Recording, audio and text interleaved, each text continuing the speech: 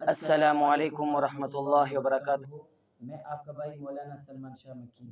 دوستو، class matric کی سورہ انعام کی تفسیر ہماری چل رہی ہے، تو آج انشاءاللہ آگے سے پڑھتے ہیں۔ اعوذ باللہ من الشیطان الرجیم، بسم اللہ الرحمن الرحیم۔ وَلَقَدْ أَرْسَلْنَا إِلَىٰ أُمَمٍ مِّن قَبْلِكَ فَأَخَذْنَاهُم بِالْبَأْسَاءِ وَالضَّرَّاءِ لَعَلَّهُمْ يَتَضَرَّعُونَ۔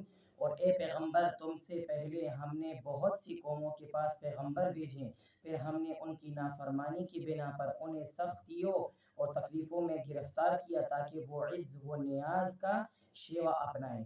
یعنی جتنے بھی پیغمبر ہم نے بھیجے، پھر ان کی قوم نے اگر ان کی نافرمانی کی، اللہ تعالیٰ فرماتے ہیں میں نے ان کی قوم پر عذاب اس لیے بھیجا تاکہ وہ میرے یعنی میرے سامنے وہ جھک سکے، میرے سے معافی مانگ سکیں۔ فلولا اذ جاءهم بأسنا تضرعوا ولكن قست قلوبهم وزين لهم الشيطان ما كانوا يعملون۔ پھر ایسا کیوں نہ ہوا کہ جب ان کے پاس ہماری طرف سے سختی آئی تھی، اس وقت وہ عاجزی کا رویہ اختیار کرتے، بلکہ ان کے دل تو اور سخت ہو گئے، اور جو وہ کچھ کر رہے تھے شیطان نے انہیں مزین کر دیا، یعنی خوبصورت بنا دیا، وہی کہ وہ بڑے شاندار کام کر رہے ہیں۔ یعنی اللہ تعالیٰ فرماتے جب ان کے پاس کوئی سختی آتی تو وہ عاجزی کا اختیار کرتے، اللہ تعالیٰ سے دعا مانگتے، لیکن پھر اس کے بعد ان کے دل اور بھی سخت ہو جاتے تھے۔ جب اللہ تعالیٰ ان سے وہ تکلیف ہٹا دینے کے بعد ان کے دل اور بھی سخت ہو جاتے تھے، اور کہتے تھے کہ ہم اور شیطان جو ہے نا، شیطان ان کے لیے وہ کام کو اور بھی خوبصورت بناتے کہ آپ یہ جو کام کر رہے ہیں یہ بہت اچھا کام ہے، آپ اس میں بڑے کامیاب ہیں اور آپ اس میں بڑے شاندار قسم کے کام کر رہے ہیں۔ شیطان نے ان کے اعمال کو ان کے لیے خوبصورت بنا دیا تھا۔ فلما نسوا ما ذكروا به فتحنا عليهم ابواب كل شيء حتى اذا فرحوا بما اوتوا اخذناهم بغتة فاذا هم مبلسون۔ پھر انہیں جو نصیحت کی گئی تھی جب وہ اسے بھلا بیٹھے تو ہم نے ان پر ایک ہر نعمت کے دروازے کھول دیے، یہاں تک کہ جو نعمتیں انہیں دی گئی تھی جب وہ ان پر اتارنے لگے تو ہم نے اچانک ان کو آ پکڑا، جس کا نتیجہ یہ ہوا کہ وہ بالکل مایوس ہو کر رہ گئے۔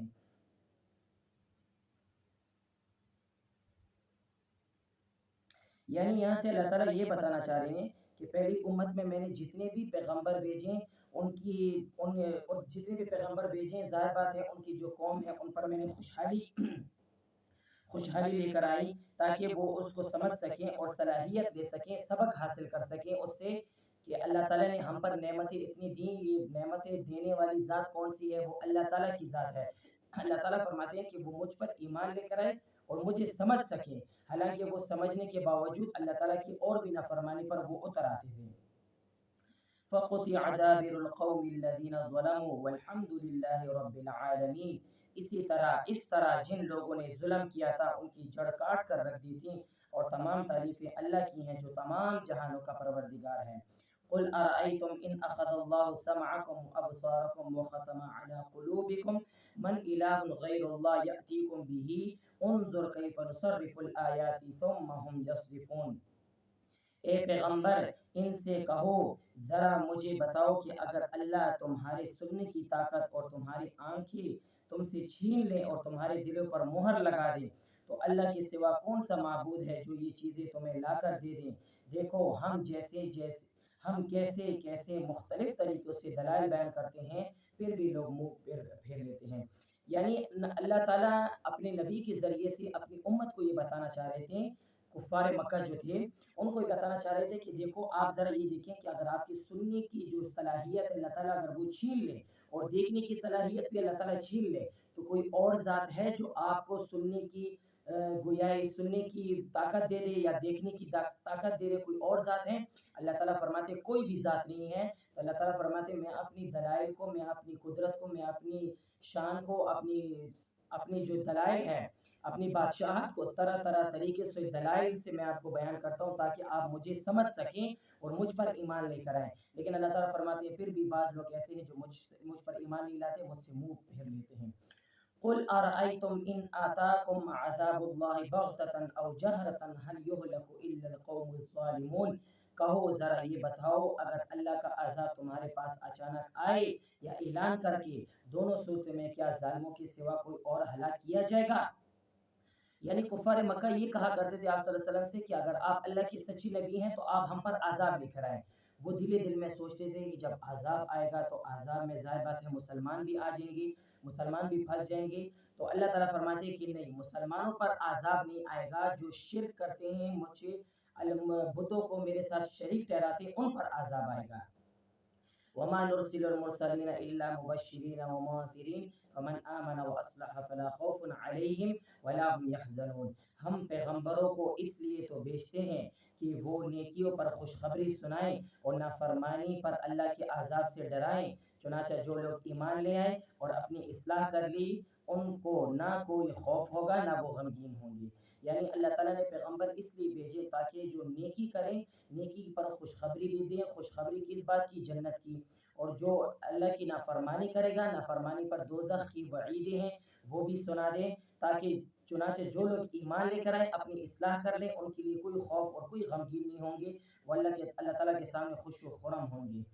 वल्लज़ीन कज़्ज़बू बिआयातिना यमस्सुहुमुल अज़ाबु बिमा कानू यफ़सुकून। और जिन लोगों ने हमारी आयतों को झुठलाया, उनको आज़ाब पहुँच कर रहेगा, क्योंकि वो नाफरमानी के आदी थे। यानी जिन लोगों ने हमारी आयतों को झुठलाया, नबी अलैहिस्सलाम के ज़रिए मुझे मेरी आयतें उन तक पहुँची, पहुँचने के बाद उन्होंने कोई इख्तियार नहीं की, कोई अल्लाह की बात को नहीं माना, बल्कि लहू लअब और खेल कूद में उन आयतों को सुनते रहें और अल्लाह ताला की आयतों की नाफरमानी करते रहें। अल्लाह ताला फरमाते हैं कि वो जो नाफरमानी के आदी हैं, अल्लाह ताला फरमाते हैं उनको अज़ाब पहुँच करेगा, वो अज़ाब में मुब्तला होंगे। कुल ला अक़ूलु लकुम कुल ला अक़ूलु लकुम इंदी ख़ज़ाइनुल्लाहि वला अअलमुल ग़ैब वला अक़ूलु लकुम इन्नी मलक इन अत्तबिउ इल्ला मा यूहा इलैय कुल हल यस्तविल अअमा वल बसीर अफ़ला ततफ़क्करून।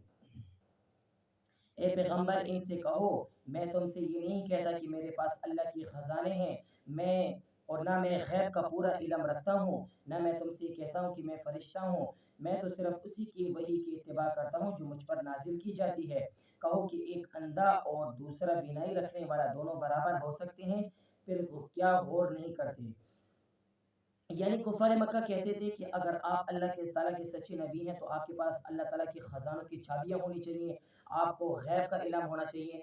तो गैब का इल्म जो है, अल्लाह की ख़ज़ानियों का चाबी का जो इल्म है वो अल्लाह ताला के पास ही है। अल्लाह ताला किसी को देना चाहें तो दे सकते हैं। लेकिन अल्लाह के नबी ने खुद इरशाद फरमाया कि मैं ना किसी गैब को जानता हूँ, ना मैं फरिश्ता हूँ, बल्कि मैं तो उस वही की इत्तिबा करता हूँ जो अल्लाह ने मुझ पर नाजिल की। यानी अल्लाह ने मुझे जो आयतें दी, मैं उसको पढ़ पढ़ कर आपको सुनाता हूँ। ना मैं गैब का इल्म रखता हूँ, ना मेरे पास कोई अल्लाह ताला के ख़जाने की चाबियाँ हैं कि मेरे पास चाबियाँ हैं, मेरे पास इतने माल हैं। अल्लाह ताला नबी अलैहिस्सलाम फरमाते हैं मैं इन चीज़ों से बेजार हूँ। ना मेरे पास गैब का इल्म है, ना मेरे पास गैब का इल्म है, ना मैं कोई ऐसी बात जानता हूँ जो पहले गुजरी हो।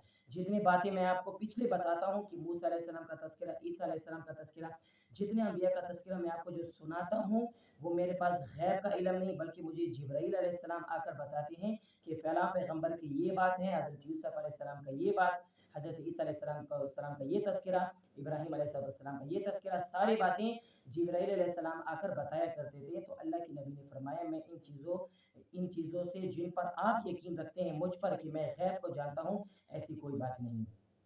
और अल्लाह के नबी ने ये इरशाद फरमाया कि अंधा और बीनाई, यानी जो देख सकता है, जो नहीं देख सकता, क्या बराबर हो सकते हैं? यानी दो बंदे रास्ते में जा रहे हैं, एक के पास आंखें हैं, दूसरे के पास नहीं है। क्या आप में से कोई बंदा ऐसे हैं जो कहेगा कि यार ये तो दोनों ठीक हैं, दोनों सीधे रास्ते पर जा रहे हैं? हालांकि ऐसा नहीं है। एक के पास जाहिर बात है लाठी होगी, दूसरे के पास तो कुछ भी नहीं होगा, क्योंकि वो देख सकेगा, ठीक है, सुन नहीं सकेगा लेकिन देख तो सकेगा। तो अल्लाह ताला के नबी ने इरशाद फरमाया कि जैसे ये बराबर नहीं हो सकते, ऐसे मैं भी इन चीज़ों का इल्म रखता नहीं हूँ। और क्या तुम गौर नहीं करते? यानी अल्लाह ताला की बताई हुए तरीक़ों पे अगर और अल्लाह ताला की बताई हुई निशानियों पर अगर आप गौर करोगे तो अल्लाह ताला इसके बदले में आपको जन्नत भी अता फरमाएंगे। या ये क्लास मैट्रिक की तफसीर हमारी अल्हम्दुलिल्लाह हो गई, आयत नंबर 42 से लेकर 50 तक। ये क्लास मैट्रिक की सूरह अनआम की तफसीर हमारी चल रही है। क्लास मैट्रिक के बच्चों से मेरी गुजारिश है कि इस लिंक को आगे भी शेयर करें। अगर आप ख़ुद देखें तो अपने भाइयों की भी इस्तेफ़ादा करें इससे, और अपने पेरेंट्स को भी आप ये दिखा सकते हैं, क्योंकि इसमें मैं मुख्तसर सी तफसीर करता हूँ, इतना कि आप लोगों को समझ में आ जाए।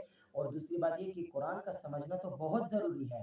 कुरान को अगर हम खुद समझेंगे, औरों को सिखाएंगे, तो ये हमारे लिए बायस अजर है और हमारे लिए आखिरत का सामान है। तो आपसे गुजारिश है कि आप ये खुद भी देखें, खुद देखने के बाद अपने और भाइयों को भी, अपने कज़न्स वगैरह को भी शेयर कर सकते हैं, ताकि वो भी इस तफसीर से फ़ायदा उठा सकें और तफसीर को अच्छे तरीके से पढ़कर हमारे अपने अकायद भी ठीक हो जाएं। ठीक है जी, इसी के साथ अपने भाई को इजाज़त दें। अस्सलामु अलैकुम।